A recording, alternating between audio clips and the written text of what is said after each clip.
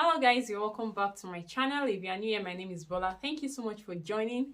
And if you are a returning subscriber, thank you so much for coming back again. I am the host on this channel, the Immigrant Nurse. And today, guys, I just want to answer the question I've been getting a lot. In relation to my previous video, where I spoke about how to become a nurse in the United Kingdom, I've been getting a lot of questions, and I think I explained so much in detail in that video, but people still have concerns, and this is concerning those who are applying as single. Meanwhile, they have plans to get married before coming into the United Kingdom. So it basically means they started their process as a single person, but along the line, they decided that they want to get married before leaving their home country to come into the United Kingdom. So they've been asking me if it's going to be a problem for them if they don't apply in their spouse's name, that is their partner. Is it going to be a problem for their spouse to get a visa and to join them? Now, two things are applicable here. If you're single and you are not yet married, it is of your best interest to start your application as a single individual. Okay? And what that means is your current passport, that is your international passport, if it bears your name, okay, start out your process with that passport as long as it is still valid and it has not yet expired. Start out your process with that passport. Register with the name on your passport. Continue with your registration. If you want to get married along the line. Continue with your registration still. And once you come into the United Kingdom, okay, you can then, tender your marriage certificate to the HR. And that is if on your certificate of sponsorship, your maintenance was not ticked that yes. Okay, let me make this a lot more explanatory for you. So on the certificate of sponsorship, which is what you get after you have been given an offer letter, you get your certificate of sponsorship, and that is what you will use for your visa application process. Now, on your certificate of sponsorship, there is a section that talks about bringing family into the UK. And under that section, you will see a space where they write maintenance. In the box opposite, the box in front of that maintenance, there is a sign for yes or no. So if your maintenance is ticked as yes, it means that at any point within your contract, you can bring your spouse and your children into the United Kingdom. So in a case where you were not yet married at the point where you got your COS, but you have your maintenance ticked as yes, you don't have any problem. All you just need to do is you need to give your partner a copy of that COS to use while they are making their own visa application, and make sure that they upload their marriage certificate. Since you guys don't have the same surname, the marriage certificate is what will testify to the fact that you are married to that man and it is coming under your visa, or you are married to that woman and she's coming under your visa. Okay, now let's talk about the category of those who were single but got married before leaving Nigeria. What you should do is this: immediately you get married, before you leave your home country, let your employer know that you've just gotten married and you would like to come in with your partner, because it is not all the employers that tick yes for your maintenance. Okay, some of them tick no automatically because you've already applied as a single person, so they tick no automatically. Meanwhile, some people don't care, they just tick yes whether you are single or not. But in the case where you've gotten an offer letter but you were awaiting COS and you got married along the line, let your employer know that this is the latest update, so that when they are processing your COS, they will give you that maintenance tick as yes. Of course, they will ask you to send evidence of documents to show that you are married indeed, and it is not a lie. So you can send that to them, and that will inform their decision on what they want to do, on what they want to do. Next up is the category of people who had not started their process. They are single but trying to renew their passports. Then they got married along the line. I would say that once you are sure that you are getting married and you have your wedding date, go for a court wedding first. Get a marriage certificate. Use that marriage certificate to apply for your passport. That is if you really want your husband's name on your passport. It is not compulsory. The honest truth is, in this part of the world, United Kingdom, for example, they are not so keen about whether you are married or not. If you are married, the only evidence they need is your marriage certificate and probably an affidavit to show that you are really married to that person. But they don't care whether you are missing something or miss something, whether you have your husband's name or not. They don't care, really. But if that is something that is very, very paramount to you and you feel is important for you to, use your husband's name to do this application process, why not? All you need to do is go to a nearby court, get a marriage certificate. Once you have your marriage certificate, use that marriage certificate to apply for your passport, so that when you are getting your passport, you have your husband's name on it. Then you can use that to start your NMC application process.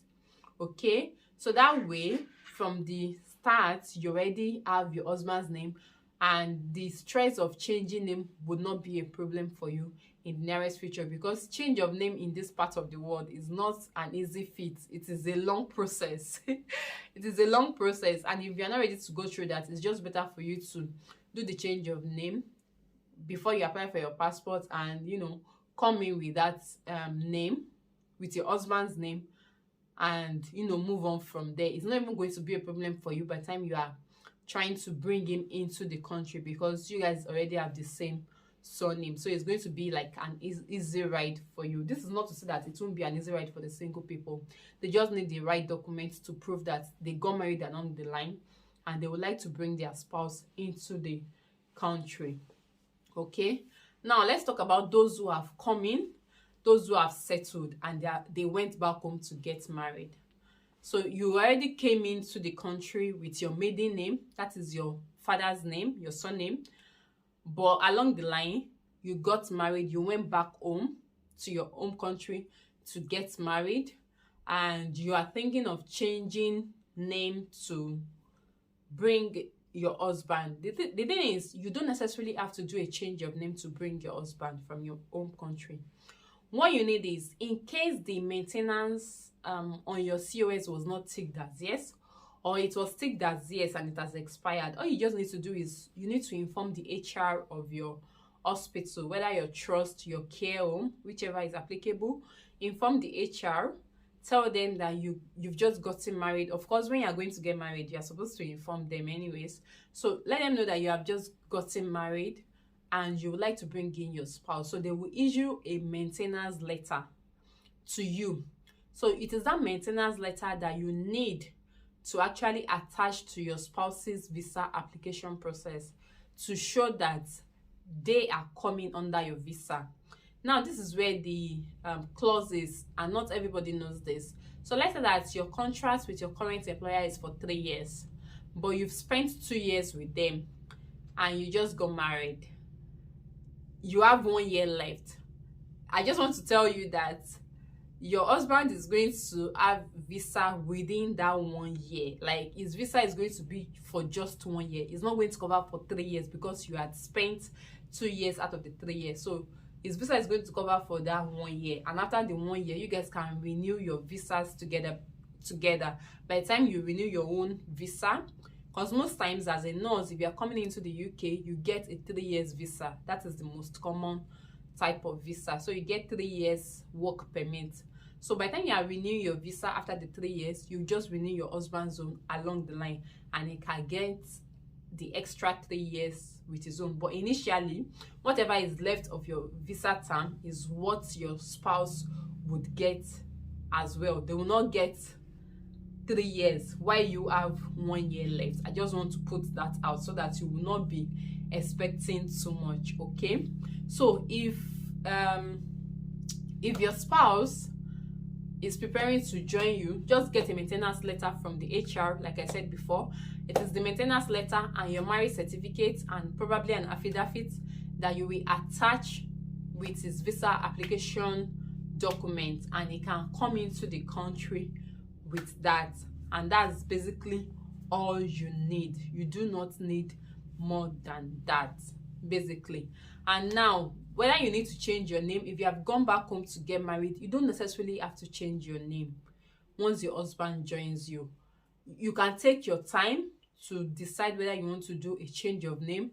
In case your passport is expiring anytime soon, just wait towards that time, okay? And maybe 6 months before your passport expires, you can start the change of name process, so that by the time you are ready to renew your passport, you have your new name on the passport. And with that, you can use it to, you know, follow the change of name process in the United Kingdom, so that you can bear your husband's name alongside. But really, I just want to clear the air that it is not going to give you a problem if you got married along the line and you started your application with your maiden name. It is not going to be a problem. You just need your marriage certificate, your maintenance letter, and affidavit to be able to bring your spouse into the United Kingdom to join you. That is basically it. I hope this has cleared and answered the question a lot of you were asking me, whether it is a problem if you are single, you don't use your husband's name and you want to bring him, or you have plans to get married along the line, not immediately, but you started your process and you're not sure if you can come. Don't let that disturb you. Just continue whatever you are doing. At the right time, you can decide to change your name to your husband's name whenever you choose to. Okay, so that's all. That's basically it. It is not meant to be a long video. It is just meant to explain, because I've got this question from not less than 10 people, and I'm like, yeah, I can't keep repeating myself. But if there's a video on it, you can easily see the video on the channel, and if you have somebody who has the same question, you can easily share with them, and they would, you know, have a better picture and a clearer understanding of what is applicable. And I hope this really helps you. Okay, and in case you have your children bears your husband name, but you haven't started bearing your husband name, all you just need to show is the birth certificate. The name on your passport should be the name on the children's birth certificate. Okay, so if you have your father's name, your maiden name, on your international passport, that should be what you will have on your children's birth certificate, so that there will not be a rivalry of information. Okay, and you also need a consent letter that yourself and your husband will sign. And with that consent letter and the birth certificate, that is all that is required for you to show that you guys are the parents of this child or of the children, and you can bring them into the country. Yeah, that's basically it. That will be all for now. If this video was helpful, let me know.